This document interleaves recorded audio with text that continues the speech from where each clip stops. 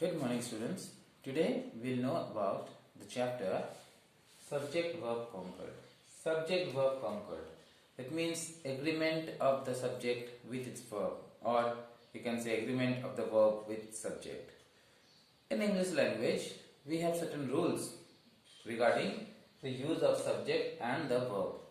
Depend on the subject, the verb will change. Depend on the verb, the subject will change.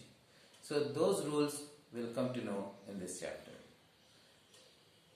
These rules are essential in written English. In spoken English, we may avoid these rules, but when it comes to written English, then we cannot avoid the rules.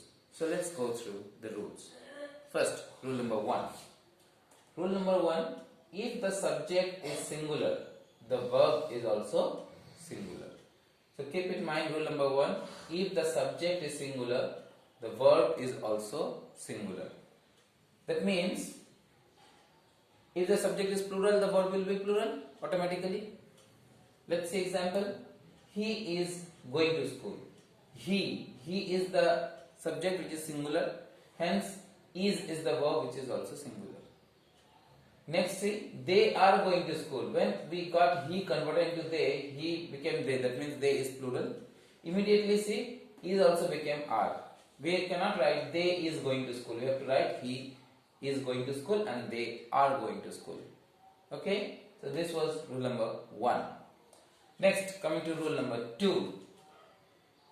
If two or more singular subjects are joined with and, plural verb is used. If two or more singular subjects are joined with and, plural verb is used. Keep it in mind. See the example, you will understand it better. Raj and Raju are going to school.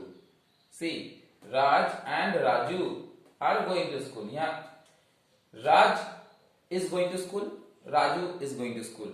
Together, Raj and Raju, plural. Two singular became plural, so the verb became plural, are. I hope you understood this rule. Coming to rule number 3.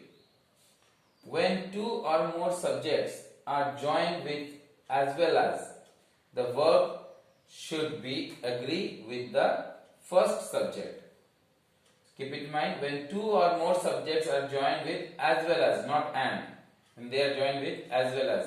In that case, what happens? The verb agrees with the first subject.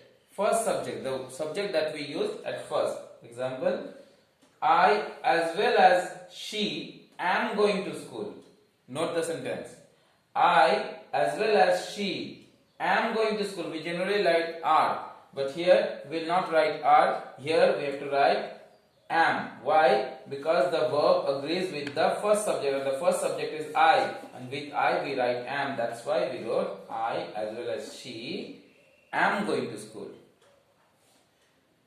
Try to understand this properly. This is what you have to keep in mind. When joined with and, it became are, but when joined with as well as, the verb should agree with the first subject. So if the first subject had been she, then here it would have been is.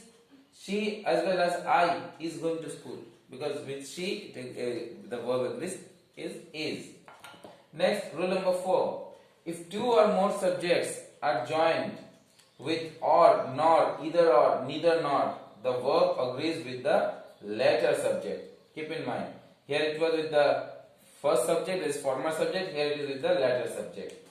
So when two or more subjects are joined with or, nor, either or, neither nor, in that case this rule comes to life. Example, she or I like to have tea.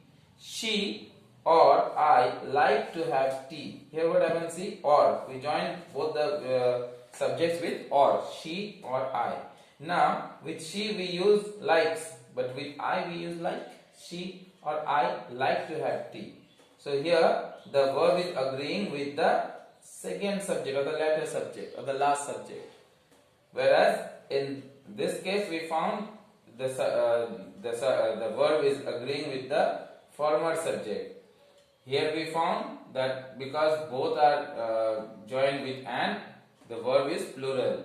Here we found that if the subject is singular, the verb is singular. If the subject is plural, the verb is plural. So these are the 4 rules. Go through it. I guess you will understand it properly.